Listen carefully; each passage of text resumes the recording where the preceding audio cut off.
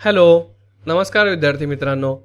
या व्हिडिओमध्ये आपण आकारांचा आकृतिबंध बघणार आहोत आणि आपल्याला वेगवेगळे आकार बघून त्यांच्यामधला नियम समजून घ्यायचा आहे आणि त्यांच्या पुढे काय येईल किंवा प्रश्नचिन्हाच्या जागी काय येईल हे ओळखायचं आहे.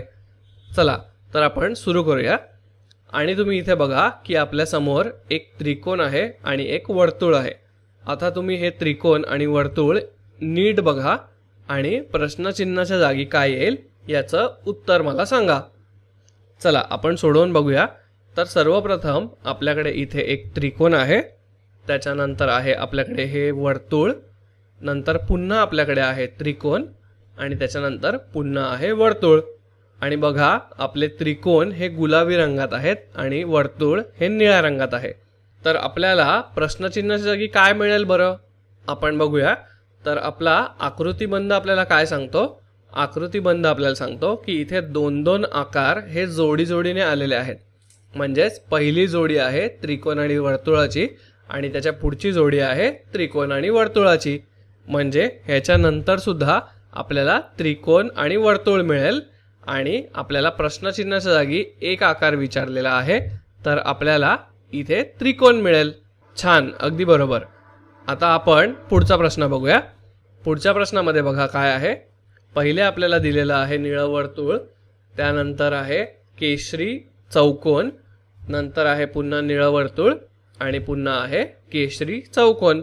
आता इथे आपल्याला अशा प्रकारचे 3 पर्याय दिलेले आहेत आणि आपल्याला ओळखायचं आहे की कोणता पर्याय बरोबर आहे. तर तुम्ही हा व्हिडिओ इथे थोडा वेळ थांबवा आणि बघा बरं याचं उत्तर काय येईल ते. जर तुम्ही सोडवलं असेल तर तुम्हाला नक्की समजलं असेल की इथे वर्तुळ चौकोन वर्तुळ आणि चौकोन यानंतर पुन्हा वर्तुळ येईल. अगदी बरोबर, म्हणजे आपला पर्याय ए हे बरोबर उत्तर आलेलं आहे आणि आपला आकृतिबंध पूर्ण झालेला आहे. आता आपण पुढचा प्रश्न बघूया. तर आपल्याला इथे आकृतिबंधाची रांगोळी बनवायची आहे. छान, आपल्याला अशा प्रकारे बघा असा आकृतिबंध दिलेला आहे आणि इथे आहे त्रिकोण चौकोन त्रिकोण चौकोन. आता इथे पुन्हा काय येईल, इथे पुन्हा पुढे अशा प्रकारचे त्रिकोण चौकोन येतील. म्हणजे आपली छानपैकी रांगोळी पूर्ण झालेली आहे. वा, आता आपण पुढच्या प्रश्नाकडे जाऊया आणि बघूया पुढचा प्रश्न आपल्याला काय विचारतोय. या प्रश्नामध्ये बघा आपल्याला विचारलं आहे की या प्रश्नचिन्हाच्या जागी काय येईल आणि इथे आपल्याला आकृतिबंध दिलेला आहे. पहिले आहे हे वर्तुळ, नंतर आहे हा त्रिकोण, त्याच्यानंतर आहे हा चौकोन.